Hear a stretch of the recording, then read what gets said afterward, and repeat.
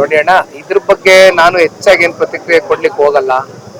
136 ಅದೆಷ್ಟು single largest majority ಪಾರ್ಟಿಯಾಗಿ ಹೊರಹೊಮ್ಮಿದೆ ಕಾಂಗ್ರೆಸ್ಸು, ಆಡಳಿತದಲ್ಲಿದೆ, ಸರ್ಕಾರ ನಡೆಸ್ತಾ ಇದ್ದಾರೆ.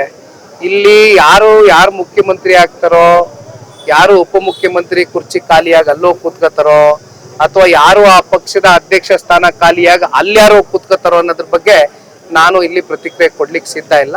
ಅವ್ರ ಪಾರ್ಟಿಗೆ ಬಿಟ್ಟಿರ್ತಕ್ಕಂಥ ವಿಚಾರ ಮುಂದೆ ಚರ್ಚೆ ಮಾಡೋಣ. ನೋಡಿ ಅಣ್ಣ, ಇದ್ರ ಬಗ್ಗೆ ನಾನು ಹೆಚ್ಚಾಗಿ ಏನು ಪ್ರತಿಕ್ರಿಯೆ ಕೊಡ್ಲಿಕ್ಕೆ ಹೋಗಲ್ಲ. 136 ಅದೆಷ್ಟು ಸಿಂಗಲ್ ಲಾರ್ಜೆಸ್ಟ್ ಮೆಜಾರಿಟಿ ಪಾರ್ಟಿಯಾಗಿ ಹೊರಹೊಮ್ಮಿದೆ ಕಾಂಗ್ರೆಸ್ಸು, ಆಡಳಿತದಲ್ಲಿದೆ, ಸರ್ಕಾರ ನಡೆಸ್ತಾ ಇದ್ದಾರೆ.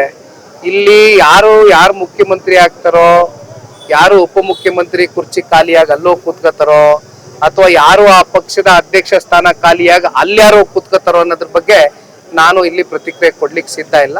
ಅವ್ರ ಪಾರ್ಟಿಗೆ ಬಿಟ್ಟಿರ್ತಕ್ಕಂಥ ವಿಚಾರ ಮುಂದೆ ಚರ್ಚೆ ಮಾಡೋಣ. ಕರುನಾಡು ಟೈಮ್ಸ್ ಚಾನೆಲ್ನಲ್ಲಿ ಸುದ್ದಿ ಮತ್ತು ಜಾಹೀರಾತು ನೀಡಲು ಈ ನಂಬರ್ಗೆ ಕರೆ ಮಾಡಿ.